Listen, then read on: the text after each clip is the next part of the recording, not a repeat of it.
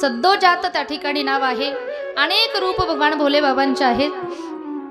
ज्या वेळेला भगवान परमेश्वर रूपाने प्रकट होत आहेत तेव्हा त्यांची शक्ती असणारी भगवती जगदंबा परमेश्वरी या रूपाने त्या ठिकाणी त्यांना सहकार्य करते।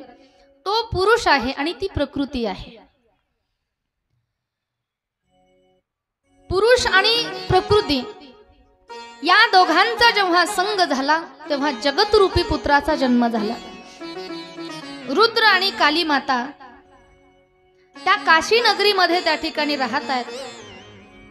काशी नावच त्या नगरीला का ठेवलं त्याचं कारण आहे का काली आणि शिव हे दोघं तिथे राहत आहेत म्हणून का आणि शिव, काली आणि शिव दोघांच्या अक्षरातलं एक एक अक्षर घेतलं आणि दोघांचं मिळून एक नाव पडलेलं आहे काशी। हे त्याच्या पाठीमागचं कारण आहे। आता आपण जेव्हापासून आपल्याला कळतं तेव्हापासून आपण ऐकतोय काशी क्षेत्र आहे, काशी क्षेत्र आहे, पण त्याला काशी नाव का दिलं, कुणी दिलं, कशामुळे दिलं हे काही अजून तरी काही मोजक्या लोकांना माहित असेल जे ग्रंथ श्रवण करतात वगैरे त्यांना, पण बऱ्याच जणांना काही शास्त्रातल्या गोष्टी माहिती नसतात की काशी क्षेत्र आहे पण त्याला काशी का म्हणतात।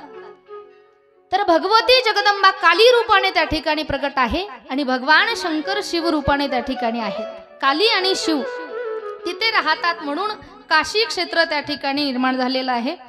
भगवान भोले बाबा तिथे सुंदर असं डमरू वाजवतात म्हणून आजही अनेक भक्त भगवान भोलेच्या डमरूच्या आवाजाने त्या काशी नगरीमध्ये दर्शनासाठी जातात। तेरे डमरू की